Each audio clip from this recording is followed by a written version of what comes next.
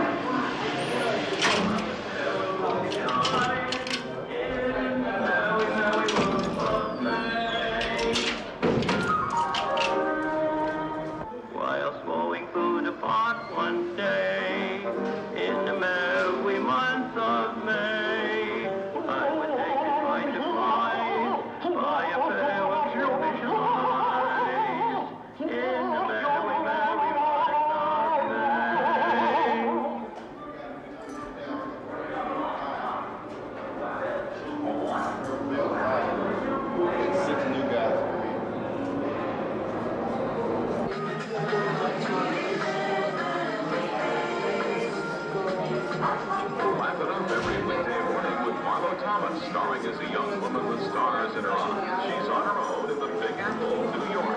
That girl at 9. Then Bill Bixby and Brandon Crew star in the heartwarming story of a father and son on their own.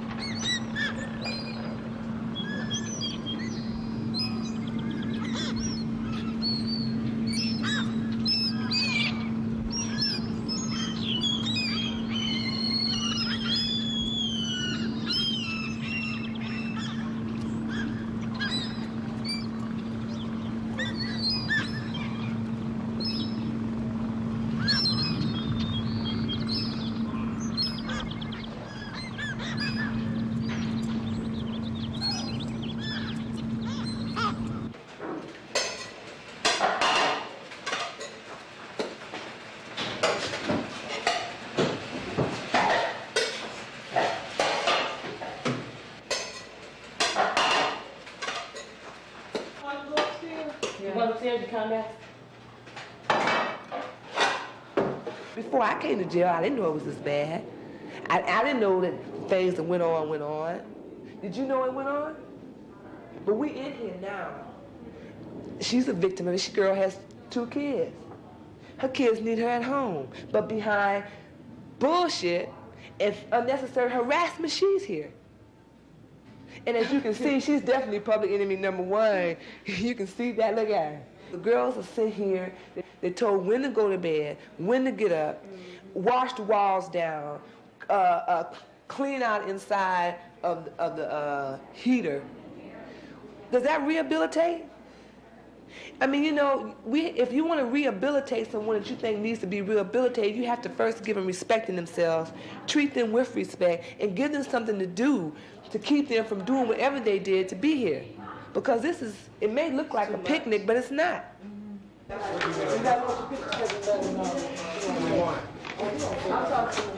Really good to put on some lipstick.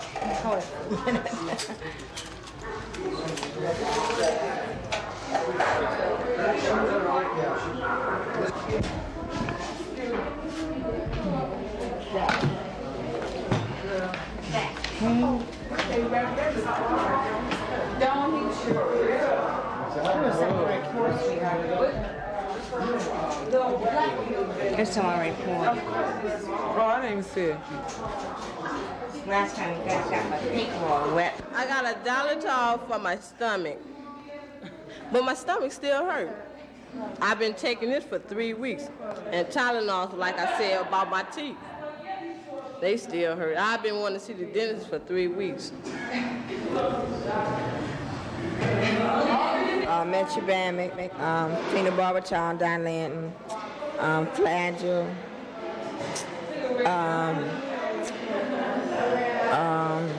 I take so many medications, I don't even know, I can't name them all.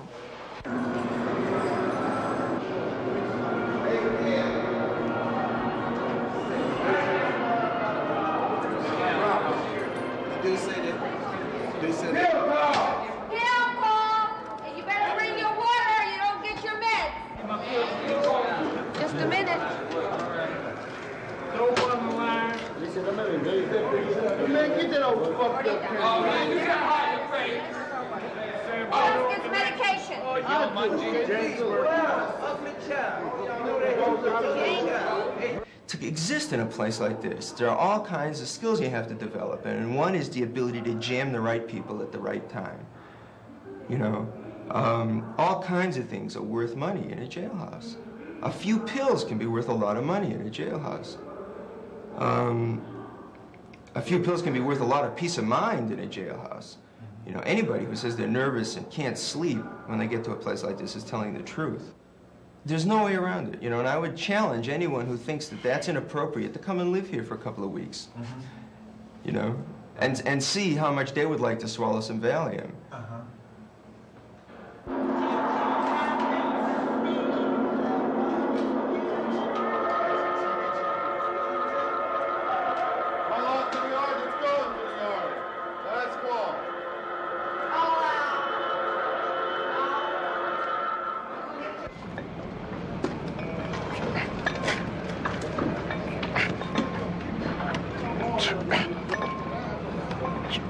Face expression. That's Brain. Yeah. I'll have a cigarette. Oh, Me too.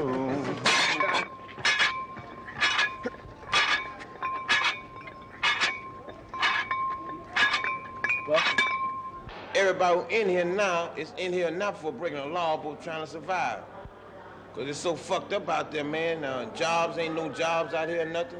And a person been in the pen 6 or 7 years, when he come home, he ain't got no opportunity. You know, he ain't got nothing to look for but to have a wife and kid, and then when his kids need food, he not gonna sit around and let that happen. Ain't nobody gonna stand for nobody starving, man. You know what I mean? Then they wanna talk that shit about, you know, you ain't gonna this and that. You know, you got a lot of pressure out there, man. So much pressure out there, you got to adapt to whatever you know used to handling. You got to go to stealing You come out the pen, you come out with one thing against you all the way. You still got that B number, the A number. You still half of whatever the citizenship is and wherever you at. So when the trouble jump down, anything go down, you automatically look in the red because you already been through the changes. They figure you. Boy, you in trouble. You in trouble. Get you quick. See, it's so ridiculous, man, by how they lock you up, man, and take you through a bunch of unnecessary child changes. You ain't even been convicted, and you still got to go through procedure plain nursery school. You know, I mean, they could do things with men that men act like men, but they take you through a bunch of child, like this place don't give you no sugar. You know, shoot you up all in that bullshit cereal in the morning, 2 pieces of bread, and a milk, little thing for your milk. And they said that you're supposed to be innocent till you're proven guilty. You know. Shit. Why they put a poor black, white, Mexican in jail, you know, with a $5,000 and $10,000 bail? No, you wouldn't have been stealing if you got that kind of money, you know? But you still supposed to be innocent. That's dead. That's tired. That's tired. Shit, I know I wouldn't. Shit, if I make a $5,000 bail, I wouldn't be stealing. Shit. Yeah. But that's supposed to be reasonable. You know? That's the way society is made, though. I ain't gonna never stop doing what I got to do, because there ain't nothing else I can do I know of, you know, waste my time going through these jailhouses, then I ain't got no schooling like I should, you know, what I got coming, man? I ain't got nothing coming but just what I got here, no sugar. Yeah,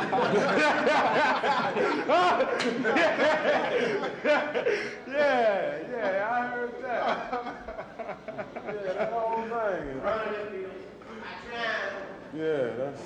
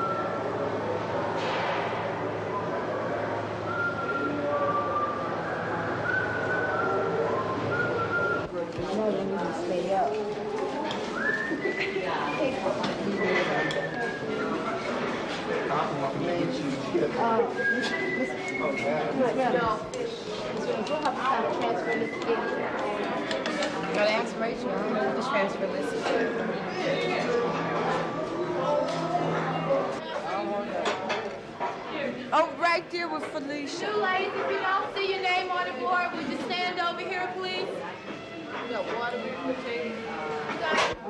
This table 4. You're at table 5.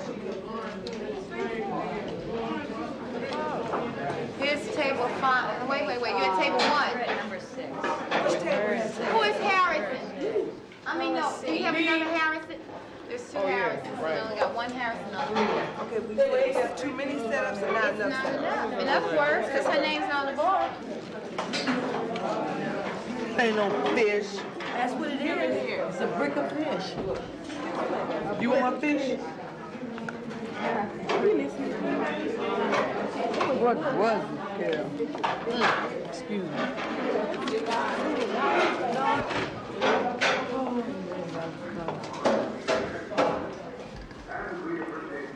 Turtle, just plain turtle. There's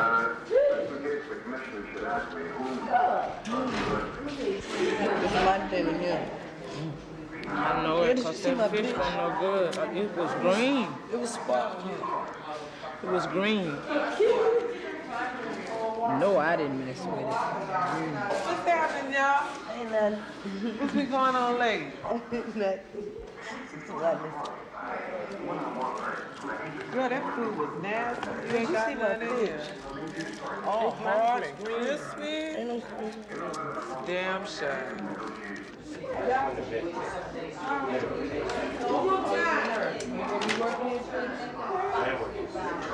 Do you put the Wait a minute, see, that's me. Yeah, that's you. Oh. out in the morning. And he said, well, what kind of medication you taking? I said, I don't know. I know they changed my medication a few days ago. They changed my medication. And he said, to what? And I didn't know. I didn't even know what it was at that time. So he looked on my chart and he said, no, your medication is not supposed to be changed. I said, well, they bought me something different again. And so he said, what would it look like? And I told him it was a little round, gold, you know, little M&M looking candy. So he said it sounded like Thorazine. And so I said, well, I don't get no Thorazine. And so he said, well, look like you've been taking somebody else's medication. And so then he went back there and he got a pill out, and it was Cogentin. And so he told me to take that pill, and that should help me. I took it. About 30 minutes later, I started having different reaction. It changed from what I still have a muscle spasm. Then I got really evil. So that the doctor came, asked him, could I go to a hospital? I knew I needed help. I did have that much sense to know I needed help. And so I wanted him to take me to a hospital, the San Francisco General, any doctor, and he wouldn't. So I said, well, I'm not going to take no more of your medication. And a week later, after I got off the medication, I was all right. You know, as long as I wasn't taking the medication, I was fine. So I haven't been taking it, and I've been just like this ever since. And every now and then he'd come back and ask me how was I doing, and the psychiatrist, and ask me did I want any medication. It looked like they was trying to give me medication. I thought they were trying to drive me crazy for a minute there. My mother told me don't take no medication, so I didn't. When I first started working here, when Hongisto was first elected, it looked as though there was a chance for a lot of big reforms. There was a sheriff who was interested in improving health care, fighting for more money for prisoner services, and it sounded pretty good. I came to work here, and shortly thereafter became the chief of clinical services for all the county jails, all 4 county jails. And for the next 2 years, fought with the mayor and board of supervisors to justify the budget items that we asked for, which was just adequate nurse staffing, enough money to buy penicillin for a whole year, you know, that kind of low-grade bullshit. And after 2 years of doing that, of testifying in front of all the mayor's finance committees, the board of supervisors finance committee, explaining in what I thought were very reasonable terms why these things were necessary, and that people were dying in the county jails. On the July 4th weekend of 1973, 2 people died here in this jail. One of whom probably could have been saved if there had been a car to bring him to the hospital. And after 2 years, began to realize that no matter what pressure was applied and no matter where it was applied, the changes were tiny and piecemeal and never added up to any significant improvements. And I think there are good reasons for that. And I think the reasons for that are that this is a jail, that's all. And the people who control the money in the city and county of San Francisco see the people in the jail as criminals, as lower forms of life, and could give a sweet shit about whether or not they're sick. As a result, I think that anyone who was an inmate here in 71 and 72 who comes back now will tell you that the food's a little bit better. There might be more sheets around. There are some more showers in the building. The doctor's hours are a little more regular. There are a few more nurses. Essentially, it's the same old stinkhole that it's always been. And in fact, I believe if you blew this place up and leveled the ground and built a brand new shiny jailhouse, it would be exactly the same. 8. 5. Dude. Look at that. Look at the 5 in the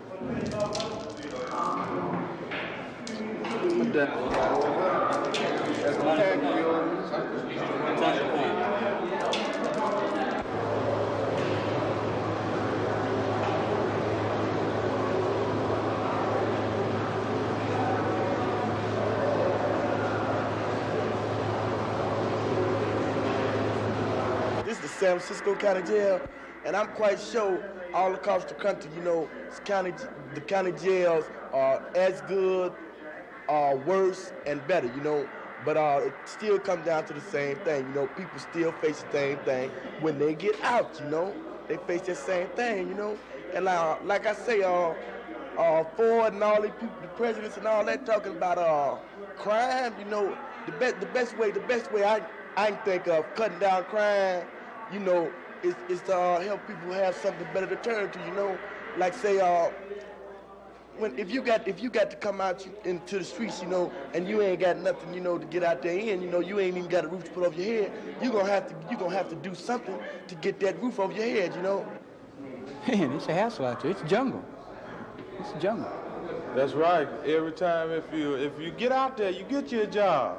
Now, he go pull something, but this is what I got convicted of, you know. Yeah. And I fit the description. I'm the first person they gonna come to. They come to my job, I'm gone, you know. So shit, you still fucked up anyway. You messed up regardless anywhere you go. Cause any kind of crime come up and you come anywhere near the description of the guy or guys or whatever, you know, they come to look for you.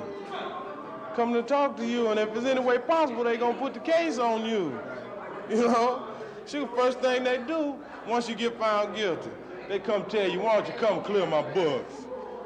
We don't give a fuck about their books, you know? Them ain't about books, but the first thing they tell you, you get found guilty, why don't you take a couple of more of these cases here, and ain't nothing gonna happen to you. Why don't you just clear our books up for us? Oh, man, that's dead. Just because you're going anyway. Yeah, just because you're going anyway, they come and tell you, why don't you come clear my books up for me? Tired, dead action. There are police that are put out in the street. They will give you this certain thing. Like in the case that I had. You either tell us who does such and such or you go to jail. Well, even the squarest person on the street knows that you don't be a snitch. That's out. So if the police take you by the hand and go, look, we want to know who's doing such and such, even though they know that you're not doing this. And if you refuse to cooperate, then you get the case. There are policemen that they put out in areas just to bust people. Yeah. And if you take a survey on the girls in here, I bet you out of 35 girls in here, it's not one of them rich. It's not one of them well-to-do. It's not one of them that's living above average means. But there are people in here who have committed crimes. But until you find why the crime is committed, the crime will continue to go on. Just like in prostitution, they have always arrested the prostitute. But the man that's out there buying it is never arrested. Well, women have been doing that even before they were police, to take care of their families because there was no other way. So how can you arrest a prostitute when the man is still out there?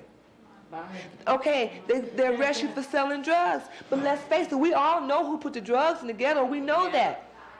But we are the innocent victims who are victimized, but you and me and everyone else know who put the drugs in the ghetto to be sold.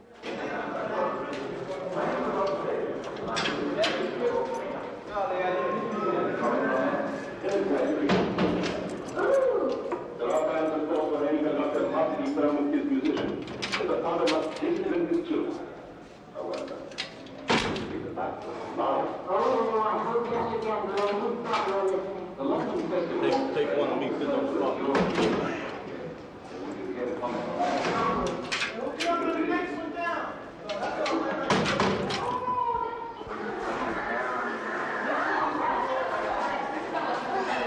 People that are in here are for crimes. It's not that they're guilty. It's just they're in here for crimes of not having any money. And let's face it, in the United States, and especially in California, it's a crime not to have any money. It's a crime because you end up in the poorhouse, the soup line, and in jail, and probably in that order.